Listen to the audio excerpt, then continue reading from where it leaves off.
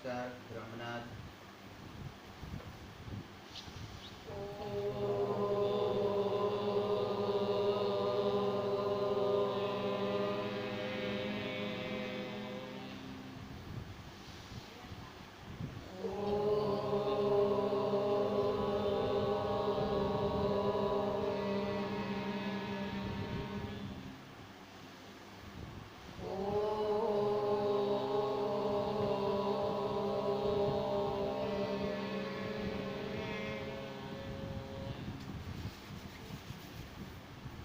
नमस्कार श्री केशव केळवणी ट्रस्ट संचालित श्री सरस्वती विद्या मंदिर मહેમદાવાદથી હું ડૉક્ટર નીરવ શાહ। આપણે ધોરણ 10ના વિજ્ઞાન વિષયના પ્રકરણ 5 આ તત્વોનું આવર્તી વર્ગીકરણ એનો અભ્યાસ કરીએ છીએ।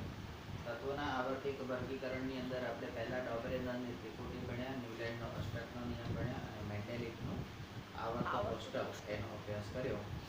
પણ આ બધાની કેટલીક મર્યાદાઓ હતી અને એ વખતે થોડા થોડા તત્વો શોધાયેલા હતા, બરાબર। હવે 5.3 અવ્યવસ્થિતમાંથી વ્યવસ્થિત કરવું, આધુનિક આવર્ત કોષ્ટક, making order out of chaos, the modern periodic table. 1913માં હેનરી મોસેલ બરાબર એણે દર્શાવ્યું, શું દર્શાવ્યું કે નીચે વર્ણવ્યા પ્રમાણે તત્વના પરમાણ્વીય દળની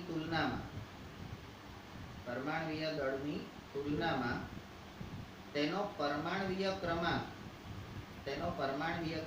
એ Z સંકેત દ્વારા દર્શાવાય છે। એટલે કોની તુલના? પરમાણ્વીય દળની તુલનામાં પરમાણ્વીય ક્રમાંક Z સંકેત દ્વારા દર્શાવવામાં આવે છે। વધુ આધારભૂત ગુણધર્મો અને આ પરમાણ્વીય ક્રમાંક એ પરમાણ્વીય દળની તુલનામાં વધારે આધારભૂત ગુણધર્મ છે। એટલે અહીં આગળ આપણે સાદી ભાષામાં સમજવું હોય તો દળ કરતા ક્રમાંક વધુ અગત્યનો। કેમ આ દળ કરતા ક્રમાંક વધુ અગત્યનો? તો મેન્ડેલિફે એના દળ આધારે આવર્તનું વર્ગીકરણ કર્યું, તત્વોનું વર્ગીકરણ કર્યું, એટલે પદાર્થના વજન પ્રમાણે, બરાબર। હવે કે છે વજન મહત્વનું નથી, બરાબર। વજન તો જાડા પાતળા ગમે તે હોય, ક્રમ મહત્વનો છે। અને પરીક્ષામાં તમે પાસ થાવ કે નપાસ થાવ એની સાથે મહત્વ નથી, તમે કયા નંબર પર છો એનું મહત્વ છે, બરાબર। કે ભાઈ પહેલા નંબરે આવ્યા, બીજા નંબરે આવ્યા, ત્રીજા નંબરે આવ્યા। માર્કેટમાં લોકોને શું જોઈએ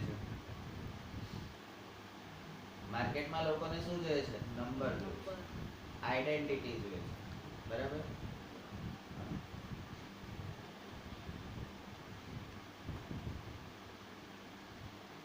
હવે આ દળની તુલનામાં ક્રમાંકના આધાર ઉપર એટલે એ અનુસાર મેન્ડેલિફના આવર્ત કોષ્ટકમાં બદલાવ કરવામાં આવ્યો। એટલે હવે પરમાણુ ક્રમાંકના રીતે ગોઠવણી કરવામાં આવી। એ બદલાવ શું કરવામાં આવ્યો? અને પરમાણ્વીય ક્રમાંકને આધુનિક આવર્ત કોષ્ટકના આધાર સ્વરૂપ સ્વીકારવામાં આવ્યો અને તેમજ આધુનિક આવર્ત નિયમને આ પ્રમાણે હવે રજૂ કરી શકાય છે। શું? તો આધુનિક આવર્તનો નિયમ, અને એ નિયમ અહીંયા આગળ આપણને આપેલો છે। તત્વોના ગુણધર્મો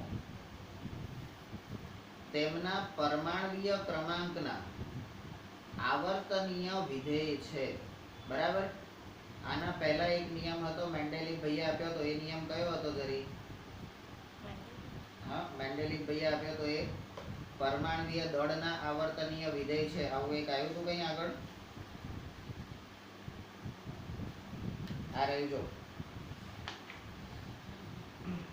મેન્ડેલિફનો આવર્તનો નિયમ, તો એ તત્વોના ગુણધર્મો એ પરમાણુ દળના આવર્તનીય વિધેય છે કમ્પ્લીટ, બરાબર. ક્રમાંક અને દળ બે જ ફેરફાર થાય છે, બરાબર. તો આ વસ્તુ ધ્યાનમાં રાખવાની છે, બરાબર. એટલે આપણે જ્યારે કોઈ પણ વસ્તુનો તફાવત અથવા તો કોઈ પણ વસ્તુ લખીએ છે ત્યારે એમાં મુખ્ય શું શું વસ્તુ આવવી જોઈએ. જવાબ આપણે લખીએ છીએ ત્યારે જવાબમાં શું આવવું જોઈએ?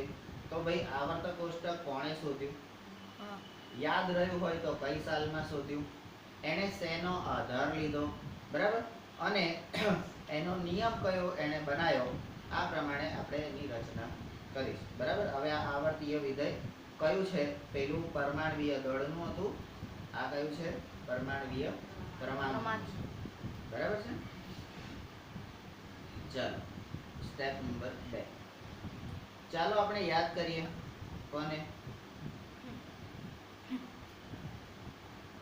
યાદ કરીએ?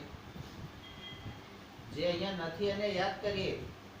કોને યાદ કરીએ? દત્તને યાદ કરીએ, બરાબર. દત્ત થઈ ગયો. ક્યારે આવશે? તો ચાલો આપણે યાદ કરીએ કે પરમાણ્વીય ક્રમાંક આપણને પરમાણુના કેન્દ્રમાં રહેલા પ્રોટોનની સંખ્યા આપે છે. આ પરમાણ્વીય ક્રમાંક આપણને શું આપે છે? સંખ્યા, પ્રોટોનની. તો પરમાણુ કેન્દ્રમાં રહેલા પ્રોટોનની સંખ્યા આપે છે. તો ચાલો આપણે યાદ કરીએ કે પરમાણ્વીય ક્રમાંકને આપણે પરમાણુના કેન્દ્રમાં રહેલા પ્રોટોનની સંખ્યા આપે છે એવું આપણને ખબર છે. બીજું શું? તો કે એક તત્વથી બીજા તત્વ તરફ જતા આ સંખ્યામાં એક એકમનો વધારો થાય છે. તો આ બધું આપણને કેવી રીતે ખબર પડે? પરમાણુ રચના. આપણે જ્યારે પરમાણુ રચના કરતા હતા ત્યારે આવું કરતા હતા કે દરેક વખતે એક નો વધારો થતો હતો. તત્વોની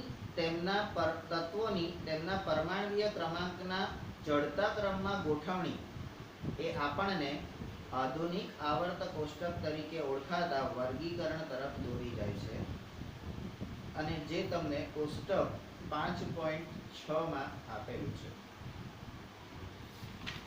જ્યારે તત્વોને પરમાણ્વીય ક્રમાંકના ચડતા ક્રમમાં ગોઠવી શકાયા ત્યારે તત્વોના ગુણધર્મની આગાહી વધુ ચોકસાઈપૂર્વક થઈ શકી. એમની આગાહી હવે વધુ ચોકસાઈપૂર્વક થઈ શકી.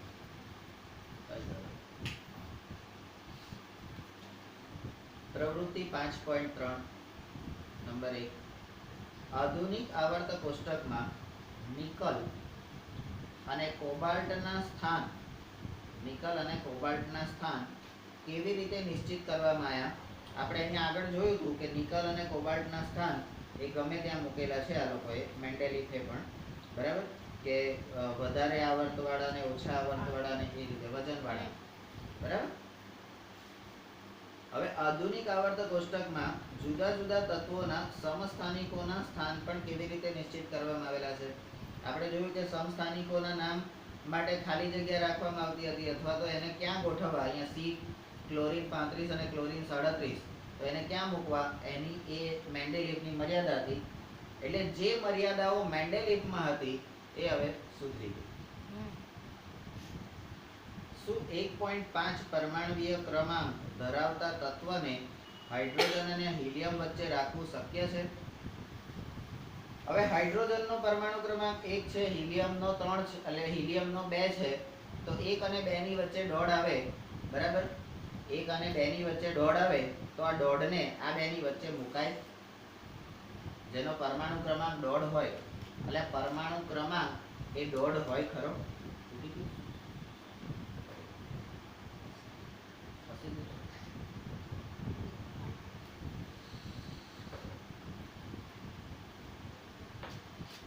તમારા મત મુજબ આધુનિક આવર્ત કોષ્ટકમાં હાઇડ્રોજનને ક્યાં રાખવું જોઈએ? તમારો મત પૂછે છે, એટલે તમારે કહેવાનો જવાબ આપવાનો છે. આધુનિક આવર્ત કોષ્ટકમાં હાઇડ્રોજનને ક્યાં?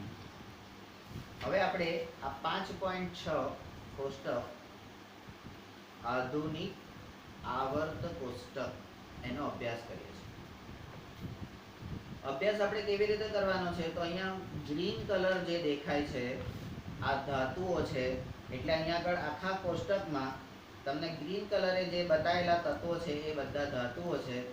ગુલાબી છે એ બધા નપુંસક છે એટલે અર્ધ ધાતુઓ છે, અને અધાતુઓ જે પીળા રંગના છે એ અધાતુઓ છે. અને અહીંયા આગળ તમને પગથિયા આકારની વાંકી ચૂકી રેખા એટલે ઝિગઝેગ રેખા આપેલી છે, એ ધાતુઓને અધાતુથી અલગ કરે છે. ધાતુને અધાતુથી અલગ કરે છે. બરાબર છે. અહીંયા આગળ સમૂહનો ક્રમ અહીંયા તમને આ રીતે આપેલો છે. સમૂહનો ક્રમ આપેલો છે. સમૂહ તમારા 18 સમૂહ છે. 1 2 3 4 5 6 7 8 9 10 11 12 13 14 15 16 17 અને 18. હવે તમે જુઓ કે પહેલો છે એ ઉપર છે, બીજો સહેજ નીચે, 3 થી 12 એક સરખા, બરાબર. પછી 13 થી 17 અને પછી 18મો છેલ્લો સમૂહ, બરાબર. અને એટલે અહીંયા સમૂહ કેટલા? સમૂહ તમારા 18 અને હરોળ કેટલી? હરોળ એટલે લાઈન તો તમારી 7, બરાબર. આ સિવાય પણ નીચે બીજી 2 લાઈનો આપેલી છે, તો એ સ્પેશિયલ લાઈનો છે, લેન્થેનોઇડ્સ અને એક્ટિનોઇડ્સ, બરાબર. લેન્થેનોઇડ્સ અને એક્ટિનોઇડ્સ, બરાબર. હવે આ સમૂહની અંદર આપણે પહેલું જે પરમાણુ ક્રમ ધરાવે છે,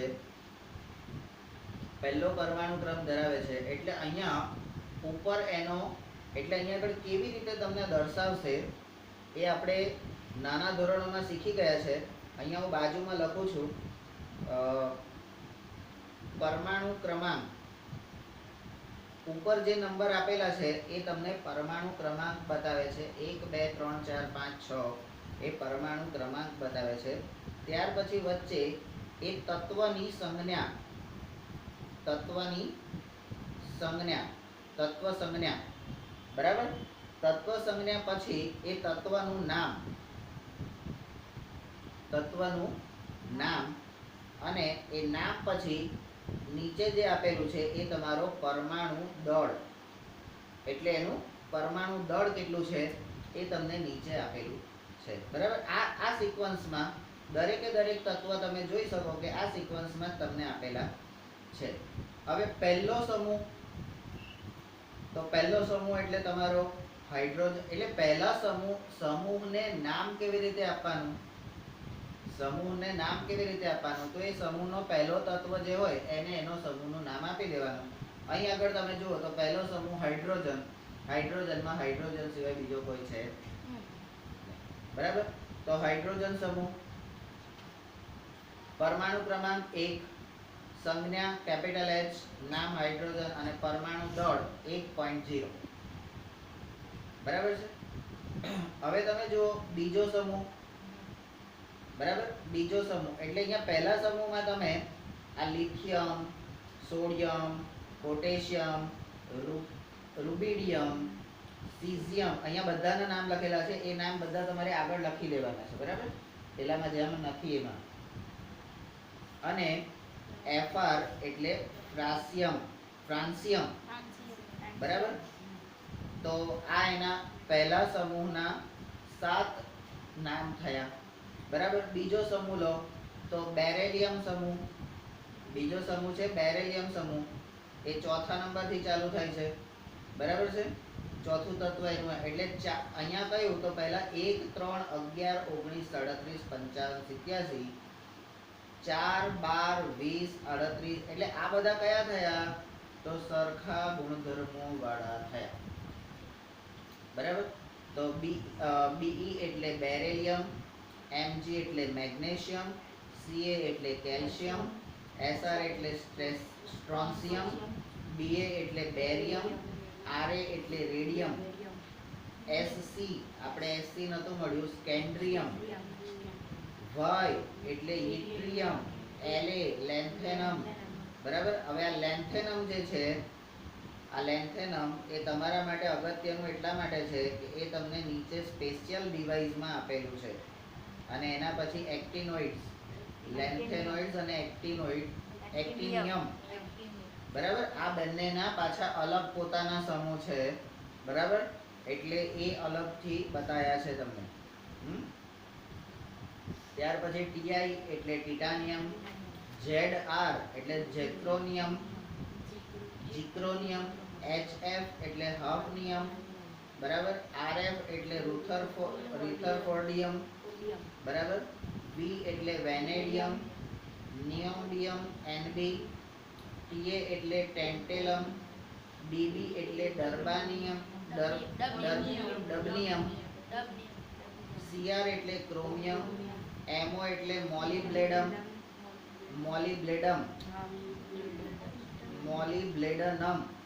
બરાબર, W એટલે ટંગસ્ટન. હવે ટંગસ્ટન નો તો T થાય, ટંગસ્ટન ધાતુ છે તો એનો તો T થાય, તો W કઈથી આવ્યો? તો W ગમે ને આવી જાય. બરાબર, પેલા ગોલમાલ કે માલામાલ પિક્ચરમાં પણ W આવે છે ને, મોટા W શોધવાના. ધમાલ. હા, ચલો પછી Mn એટલે મેંગેનીઝ, TC એટલે ટેકનીશિયમ, RE એટલે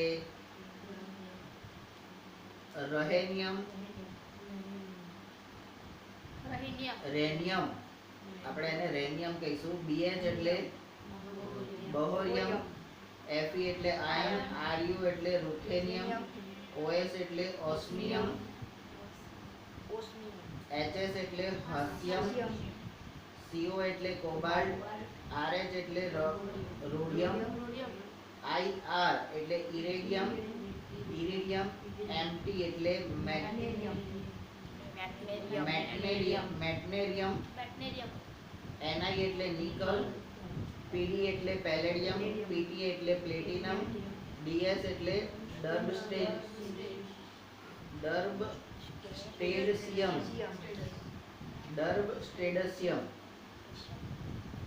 CU એટલે કોપર, AG એટલે સિલ્વર, AU એટલે ગોલ્ડ અને RG એટલે રોન્ટજેનિયમ.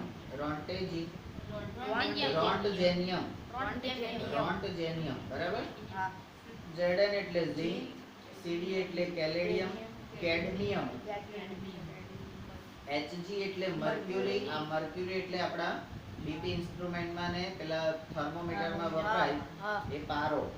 બરાબર, 112 નંબરનું તત્વ છે CN એટલે કોપર મિશિયમ, B એટલે બોરોન, એલ્યુમિનિયમ, ગેલિયમ,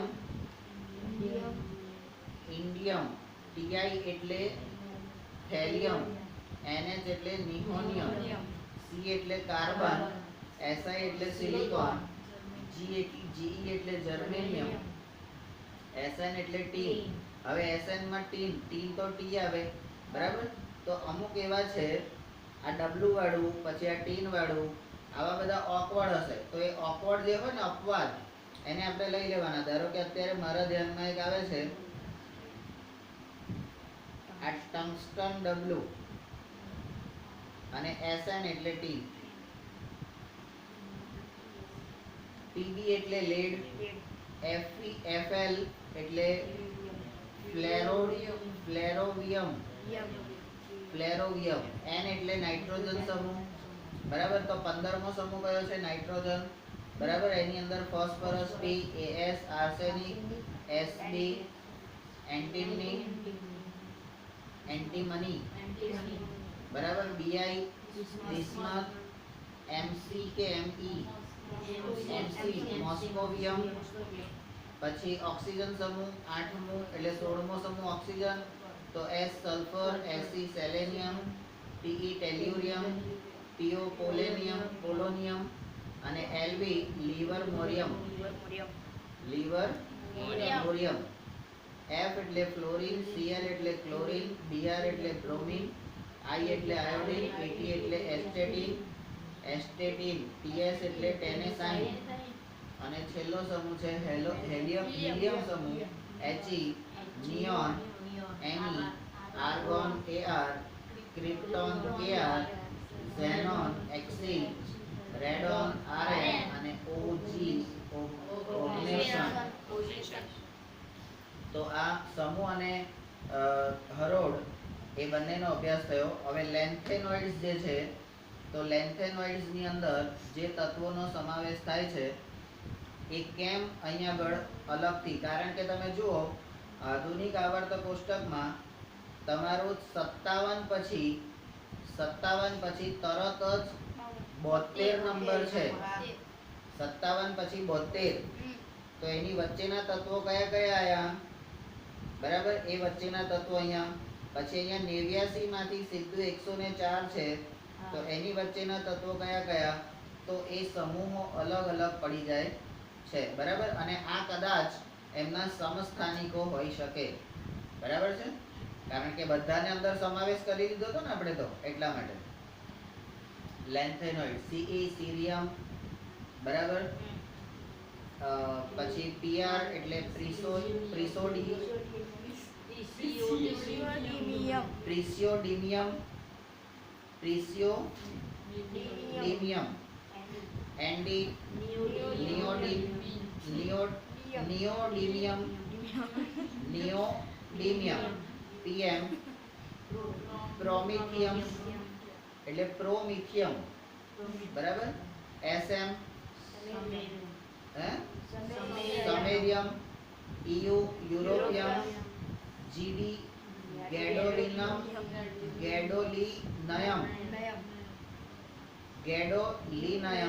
અથવા તો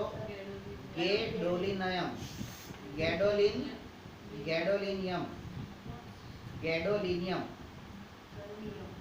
ટીબી એટલે ટર્બિયમ, ડીવાય એટલે ડિસ્ટ્રોસિયમ, એચઓ એટલે હોલ્મિયમ, ઈઆર એટલે અર્બિયમ, ટીએમ એટલે થુલિયમ, વાયબી એટલે ઈટબિયમ, એલયુ એટલે લ્યુટેશિયમ.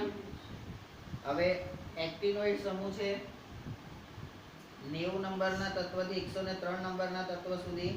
તો TH એટલે થોરિયમ, 91 PA એટલે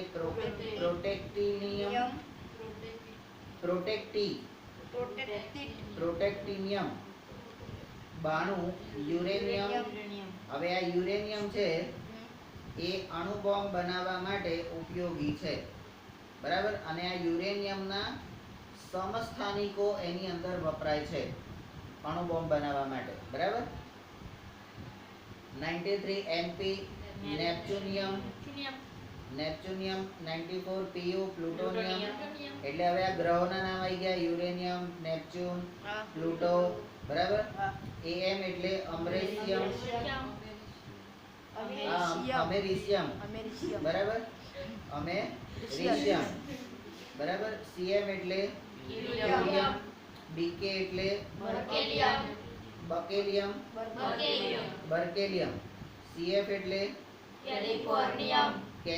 કેલિફોર્નિયમ, ES એટલે આઇન્સ્ટાઇનિયમ એટલે આઇન્સ્ટાઇનનો નિયમ. બરાબર, FM એટલે રેડિયો. શું? હા, FM એટલે રેડિયો. અલા પેલા ગીતો નહીં વાગતા FM રેડિયો પર બધા? FM એટલે અહીંયા ફર્મિયમ છે. શું હે? FM એટલે અહીંયા આપણે આવર્ત કોષ્ટકની ધ્યાનમાં રાખવાનું. હા, MD એટલે મેન્ડેલેવિયમ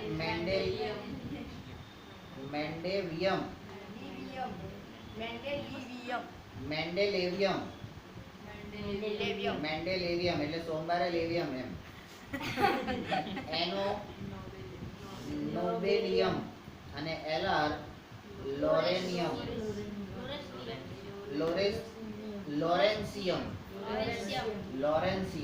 બરાબર, તો આ તમારું આધુનિક આવર્ત કોષ્ટક આ રીતે છે. હવે એમાં શું છે એ આપણે જોઈએ.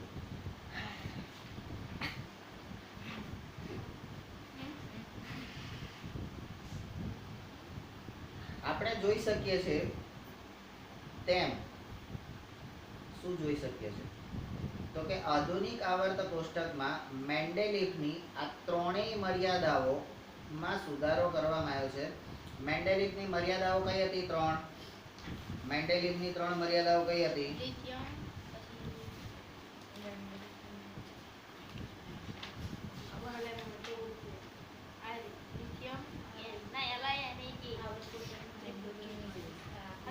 હાઇડ્રોજનને નિશ્ચિત સ્થાનો આપી શકાતા હતા પ્રથમ, પછી સમસ્થાનિકોને કઈ મૂકવાના એ ખબર નથી, બરાબર.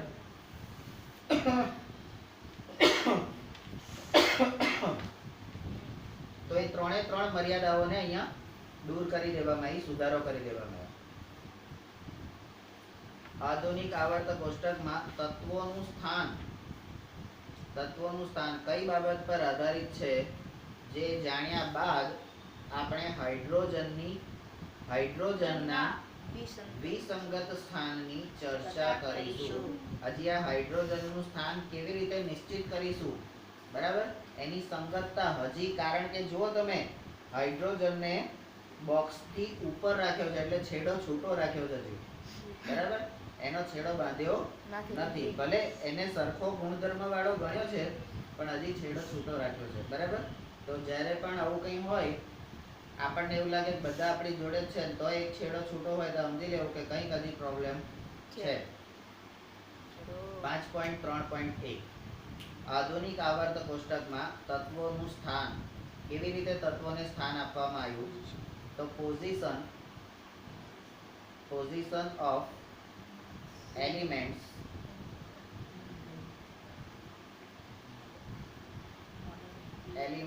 in the modern periodic table. આધુનિક આવર્ત કોષ્ટકમાં 18 ઊભા સ્તંભ, સમૂહ કેટલા? 18 ઊભા સ્તંભ, જેને સમૂહ કહેવામાં આવે છે. અને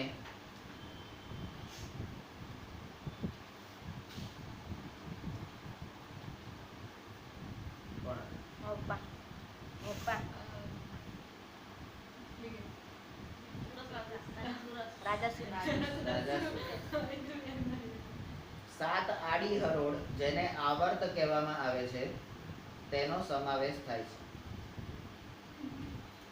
ચાલો આપણે જોઈએ કે કોઈ સમૂહ અથવા તો આવર્તમાં કોઈ તત્વનું સ્થાન કેવી રીતે નક્કી કરવામાં આવે છે.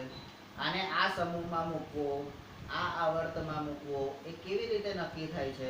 તો હવે આપણી પાસે બે આધાર તો હતા જ. એક પરમાણુ દળનો આધાર હતો, હવે પરમાણુ ક્રમાંકનો આધાર આપણે લઈએ છીએ, નંબર. પ્રવૃત્તિ 5.4 આધુનિક આવર્ત કોષ્ટકમાં સમૂહ 1 જુઓ. પહેલો સમૂહ જુઓ અને તેમાં રહેલા તત્વોના નામ આપો, બરાબર. સમૂહ 1 માં કયા કયા તત્વો છે ભાઈ?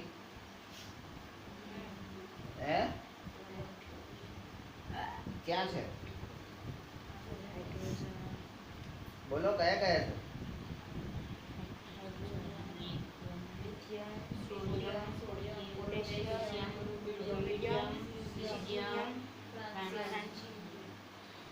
હવે તમે એક નવનીત ખોલો અને એની અંદર એનો જવાબ જુઓ. આવા નથી. હવે સમૂહ 1 માં પ્રથમ 3 તત્વોની ઇલેક્ટ્રોનીય રચના લખો. આ બધા જવાબો આપણે આપવાના છે. નંબર 3, અને તેમની ઇલેક્ટ્રોનીય રચનામાં તમને શું સમાનતા જોવા મળે છે? આ 3 તત્વોમાં કેટલા સંયોજકતા ઇલેક્ટ્રોન હાજર છે, બરાબર. તો પહેલા સમૂહની અંદર હાઇડ્રોજન, લિથિયમ, સોડિયમ, પહેલી લાઈન જોઈ લો, પહેલી લાઈન.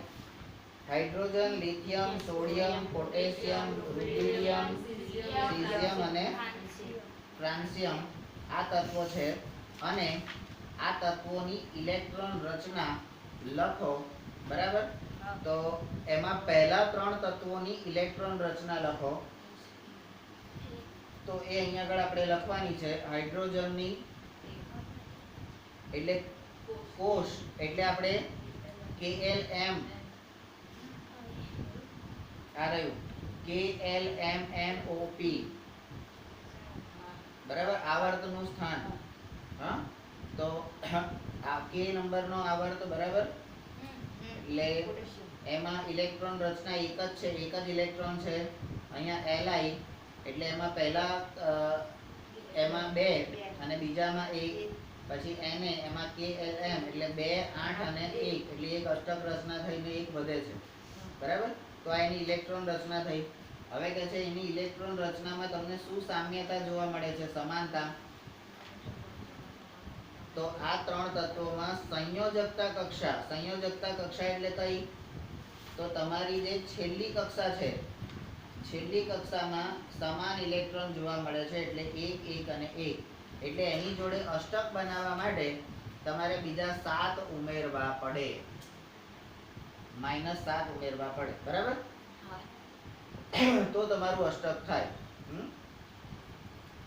ચલો, નંબર, હવે આ પ્રવૃત્તિ પરથી તમે શું જોશો? તો કે અવલોકન. તમે જોશો કે આ તમામ તત્વો સંયોજકતા ઇલેક્ટ્રોનની સમાન સંખ્યા જોવા મળે છે, એટલે સમાનતા આવી ગઈ. તો જવાબ કયો આવ્યો? જવાબ 3. બરાબર, પછી નંબર 2, તેવી જ રીતે તમે જોશો, બીજું શું જોશો કે કોઈ એક સમૂહમાં રહેલા, અહીંયાથી હવે 18 માંથી કોઈ પણ એક સમૂહ લઈ લો, કોઈ એક સમૂહમાં રહેલા તત્વોના સંયોજકતા ઇલેક્ટ્રોનની સંખ્યા એ બધામાં સમાન જ હોય છે. બરાબર, અને એનું ઉદાહરણ તમે લો તો ફ્લોરીન ક્યાં છે? F. કઈ આગળ છે? F. આખા એમાં ફ્લોરીન ક્યાં છે? હે, 17મો સમૂહ. 17મો સમૂહમાં ફ્લોરીન એટલે એક ફ્લોરીન સમૂહ થયો. અને ફ્લોરીન અને ક્લોરીન, બરાબર, ફ્લોરીન અને ક્લોરીન એ બંને જે 17મા સમૂહના તત્વો છે, બરાબર, એમાંનો આ ફ્લોરીન અને ક્લોરીન બંનેની કક્ષામાં કેટલા ઇલેક્ટ્રોન છે? તો બાહ્યતમ કક્ષા એટલે સંયોજકતા કક્ષામાં કેટલા ઇલેક્ટ્રોન છે? તો Cl-, બરાબર, એટલે માઇનસ એટલે એક જ હશે. તો તેથી આપણે કહી શકીએ કે આધુનિક આવર્ત કોષ્ટકમાં રહેલા સમૂહ બાહ્યતમ કક્ષાની સમાન ઇલેક્ટ્રોનીય રચના દર્શાવે છે. જ્યારે બીજી તરફ જો આપણે સમૂહમાં ઉપરથી નીચે તરફ જોઈએ તો કક્ષાની સંખ્યા વધતી જાય છે. બરાબર, આપણે પહેલા 3 તત્વોમાં જોયું તો પહેલામાં પહેલી કક્ષા, બીજામાં 2 અને ત્રીજામાં ત્રીજી કક્ષા સુધી આવી ગયા આપણે. બરાબર, તો એ રીતે. Step number 2. હવે જ્યારે હાઇડ્રોજનના સ્થાનની વાત આવે, બરાબર, આપણે હાઇડ્રોજનનું સ્થાન, કારણ કે આ બધી ચર્ચા કર્યા પછી મૂળ વસ્તુ હજી હાઇડ્રોજન જોડે છેડા કેમ જોડ્યા નથી. બરાબર, તો હાઇડ્રોજનની વાત આવે ત્યારે અનિશ્ચિતતા ઉદ્ભવે, કારણ કે તેને પ્રથમ આવર્તમાં સમૂહ 1 અથવા સમૂહ 17 માં રાખી શકાય. બોલો, હવે આને 1 માં રાખવો કે 17 માં રાખવો? આ લોચો છે. તો એના વિશે તમે શું કહી શકશો અને શા માટે? બરાબર, તો કેમ એને હાઇડ્રોજનના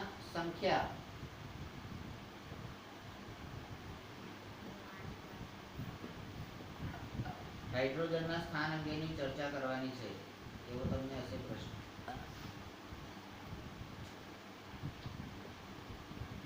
હજી નથી આવ્યો?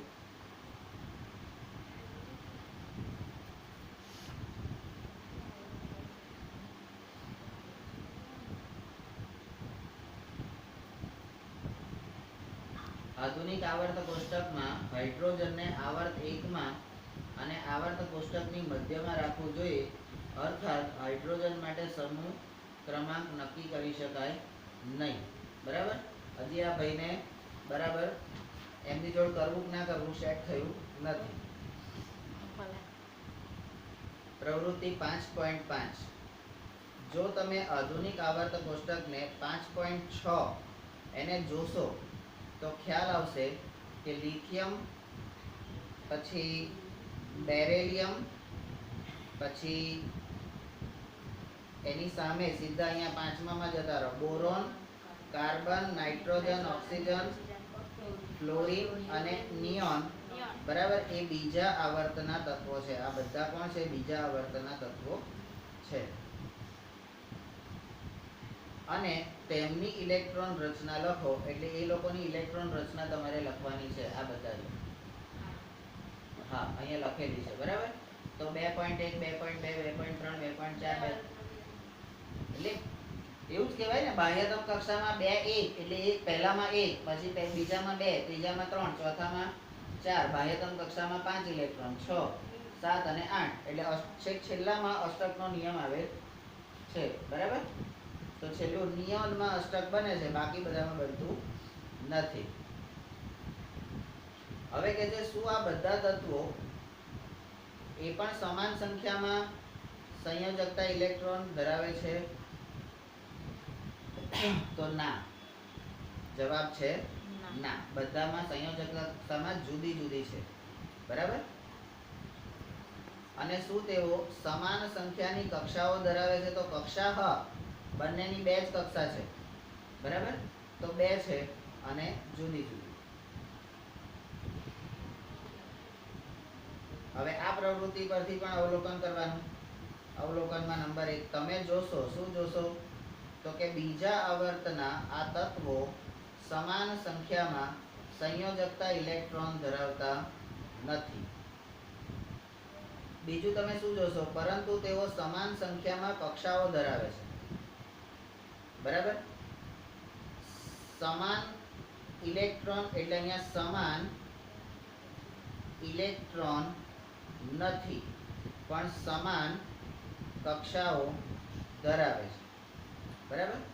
તો નંબર 2 તમે એ પણ અવલોકન કરો છો, એટલે હજી ત્રીજું અવલોકન આવ્યું, તો આપણે એને સી જ લઈએ. તમે એ પણ અવલોકન કરો છો કે આવર્તમાં ડાબેથી જમણી તરફ જતા, ડાબી બાજુથી જમણી તરફ એટલે પહેલા સમૂહથી 18મા સમૂહ તરફ જતા જો પરમાણ્વીય ક્રમમાં 1 એકમમાં વધારો થાય તો સંયોજકતા કક્ષાના ઇલેક્ટ્રોનમાં પણ 1 એકમનો વધારો થાય, બરાબર. એટલે ઊભા હોય તો સંયોજકતા ઇલેક્ટ્રોન સરખા, પણ આડા થઈ જાય તો દરેક વખતે એમાં 1 1 વધી જાય, બરાબર. સંયોજકતા કક્ષામાં 1 2 3 4 એટલે દર વખતે 1 વધતું જાય, બરાબર.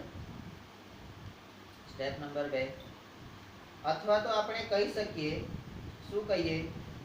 તો કે સમાન સંખ્યામાં ભરાયેલી કક્ષાઓ ધરાવતા. હવે ભરાયેલી કક્ષા એટલે કક્ષા 1,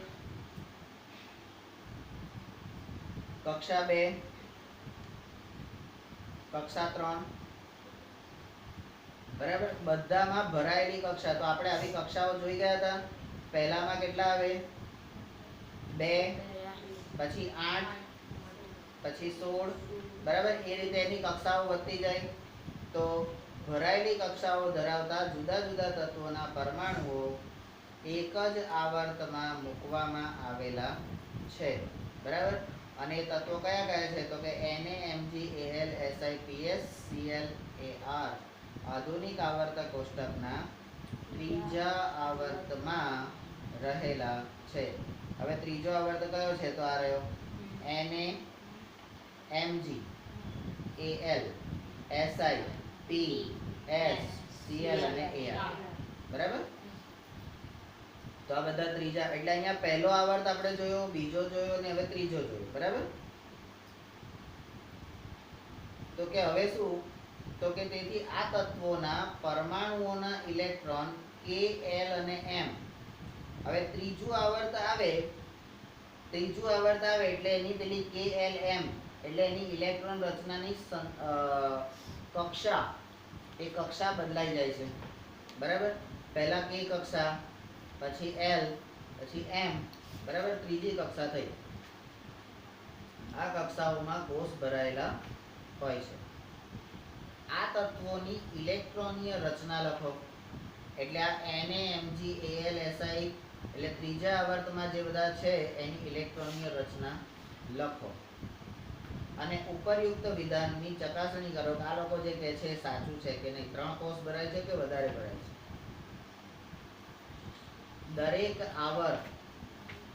દરેક આવર્ત નવી ભરાયેલી ઇલેક્ટ્રોન કક્ષા દર્શાવે છે. આ આપણા માટે બોક્સ અગત્યનું છે કારણ કે ચોથું આવર્ત આવશે એટલે ચોથી કક્ષા ભરાયેલી હશે, પાંચમું આવર્ત આવશે એટલે પાંચમી, છઠ્ઠું આવર્ત આવશે એટલે છઠ્ઠી કક્ષા ભરાયેલી હશે. બરાબર? તો હવે આના પછી સ્ટેપ નંબર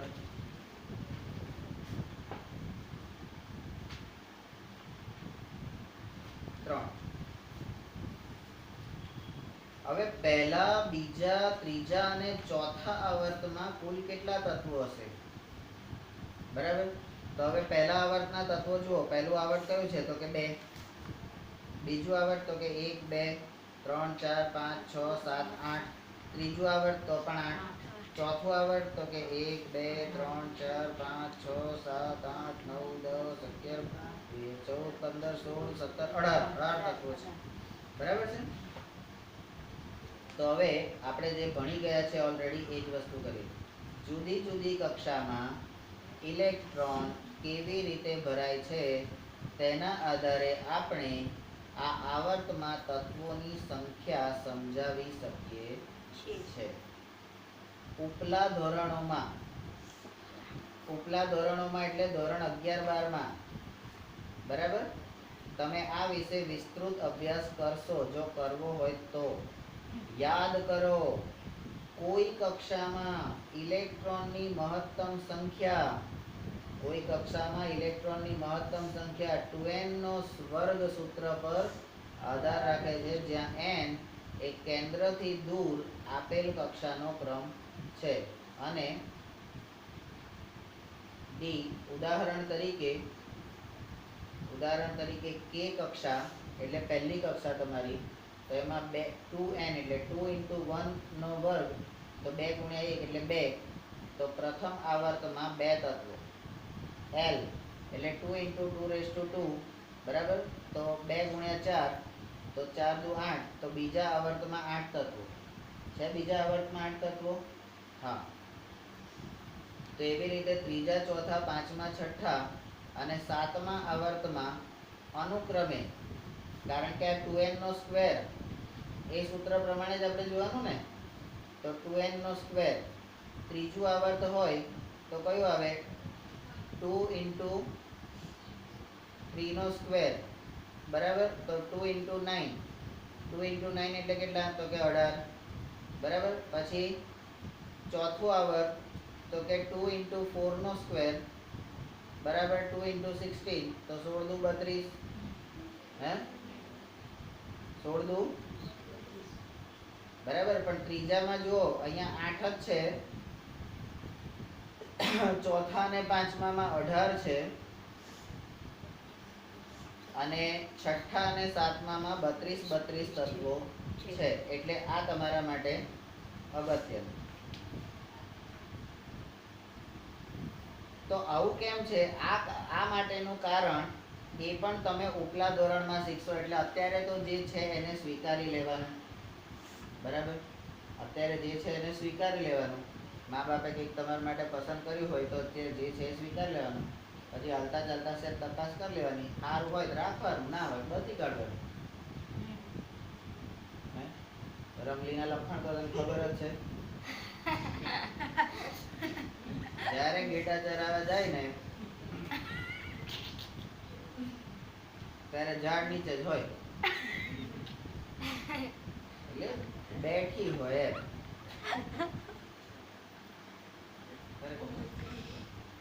એના મગજમાં વિચિત્ર તત્વો ભરાયેલા છે. હવે આવર્ત કોષ્ટકમાં તત્વનું સ્થાન કેવી રીતે? તો કે તત્વનું સ્થાન એ તેની રાસાયણિક પ્રતિક્રિયાત્મકતા વિશે માહિતી આપે છે. હવે F પછી G. તમે શીખી ગયા છો તે મુજબ સંયોજકતા ઇલેક્ટ્રોન એ તત્વ દ્વારા બનતા બંધના પ્રકાર અને સંખ્યા નક્કી કરે છે. શું તમે હવે કહી શકશો કે આ મેન્ડેલીફે પોતાના કોષ્ટકમાં તત્વોના સ્થાન નક્કી કરવા માટે સંયોજનોના સૂત્રનો આધાર લીધો હતો? તે શા માટે યોગ્ય હતો? એણે સંયોજનના સૂત્રનો આધાર લીધો હતો કે સંયોજન બનાવવું હોય તો મેન્ડેલીફે સ્થાન નક્કી કરવા માટે કોનો આધાર લીધો હતો? સંયોજનના સૂત્રોનો. બરાબર. તો સંયોજનના સૂત્રો એટલે શું? તો જે તત્વ હોય, બે તત્વ ભેગું થાય ત્યારે સંયોજન થાય, તો એનું જે અણુસૂત્ર હોય ને એનો આણે આધાર લીધો. બરાબર. H પછી I. હવે તેના આધારે સમાન રાસાયણિક ગુણધર્મો ધરાવતા તત્વોને એક જ સમૂહમાં કેવી રીતે લખી શકાય? હવે આપણે બધાને ખબર છે લક્ષણ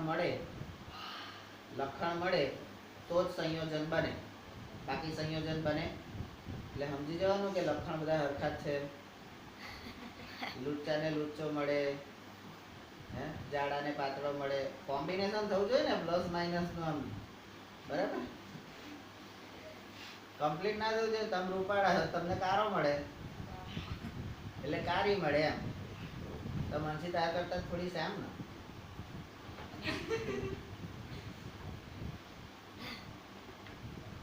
કેને તો ખેતરમાં તડકે કાળી પડી ગઈ, બાકી તો દૂધ જેવી હતી. પણ ક્યારે? જયારે એના પેટમાં હતું ત્યારે. તું કેમ નો જોઈ ગયો? કારણ કે હું બાજુના ખાટલામાં જ હતો. બરાબર. તો આ બધા જે પ્રશ્નો અહીંયા પૂછાયા કે મેન્ડેલીફે કેમ સંયોજનના સૂત્રનો આધાર લીધો, બરાબર, તો એના જવાબો પણ અહીંયા આપેલા હશે તમારા એમાં નવનીતોમાં.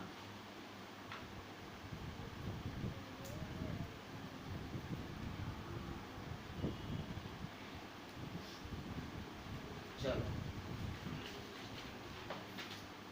હવે આપણો ટોપિક, મિનિટ કેટલી થઈ? 47. હા 47.